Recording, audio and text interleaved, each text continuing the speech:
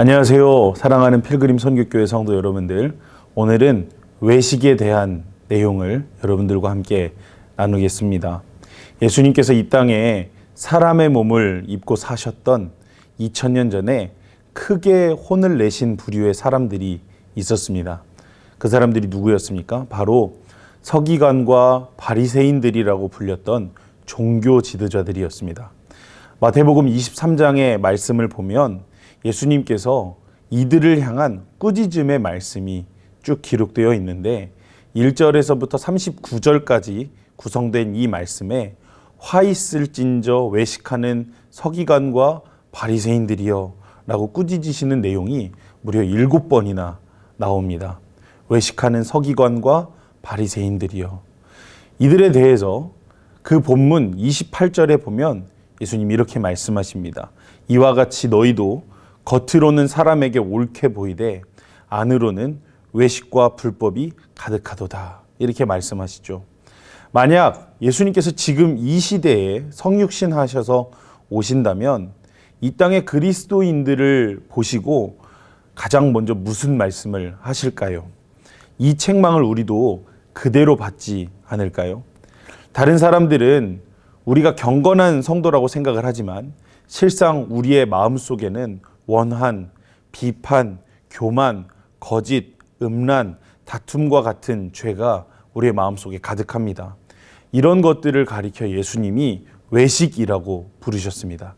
외식은 경건하지 않으면서 경건한 척하는 것이며 다른 무엇보다 더 추악한 속임수인 것이죠. 예수님은 이런 사람들을 향해 뱀들아, 독사의 새끼들아, 너희가 어떻게 지옥의 판결을 피하겠느냐 하고 무섭게 경고하셨습니다. 주님의 경고의 말씀에 따르면 사탄은 예수님을 믿음으로 사탄 자신에게서 벗어난 사람들을 다시 붙잡으려고 안간힘을 씁니다. 그러면서 사용하는 것이 바로 외식이라는 그물입니다. 그래서 사람들이 자기 자신도 모르게 외식의 그물에 걸려 들어가게끔 하는 것이 바로 사탄의 전략인 것이죠. 그런데 이런 전략은 대개 성공을 거두게 됩니다. 사탄의 가장 큰 속임수는 우리가 양다리 걸친 삶을 살고 있음을 깨닫지 못하도록 하는 것입니다. 그렇다면 어떤 것이 외식하는 삶이라고 할 수 있을까요? 바실레아 슐링크는 책 가운데서 이렇게 말을 하고 있습니다. 다른 사람들에게 성경의 교훈에 따라 살라고 가르치고 기도하면서 막상 자신은 그 교훈을 실천하지 않으면 외식하는 것이다. 헌신하고 기도하고 성경을 읽고 신앙적 교제를 나누고 심지어 해외 선교를 하더라도 신앙적 실천이 없다면 그것이 바로 외식이다. 이렇게 자만의 깊은 잠에 빠져 자신의 모습을 제대로 보지 못하는 자는 자기가 구원받았으므로 언젠가 천국에 갈 것이라고 믿지만 사탄은 그를 보며 비웃는다. 대부분의 사람들은 복음을 전하면서도 자신은 실천하지 않는다. 이것은 충격적인 사실이다. 정신을 차려야 한다. 외식하는 삶을 살아가는 것은 주변 사람들에게 죄를 짓는 것이다.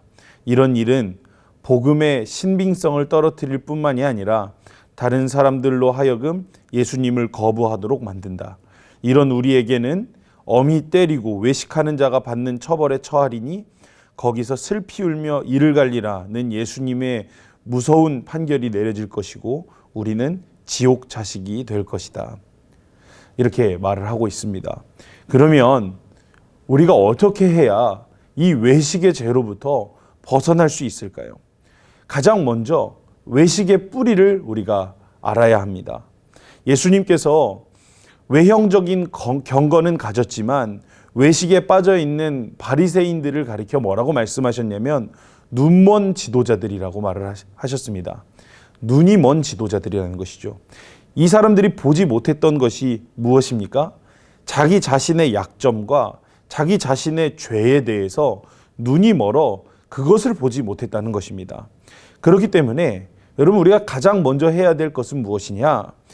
계속해서 진리의 빛을 하나님 앞에 구해야 되는 것입니다. 우리의 눈먼 상태, 우리의 자만, 우리의 잠들어 있는 영혼을 보려면 우리의 눈이 떠져야 합니다.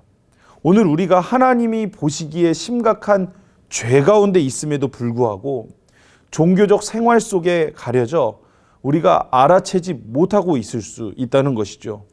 그러니 우리는 늘 우리 자신에 대한 거룩한 의심을 그 마음속에 품고 깨어 있어야 합니다.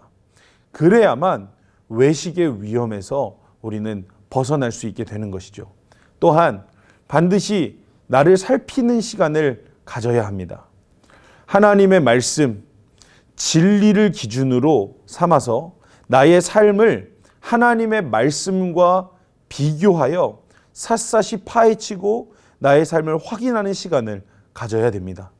그때 말씀이 우리 자신의 모습을 깨닫게 해주고 우리는 죄의 가증스러움을 뼈저리게 느낄 수 있게 되는 것입니다.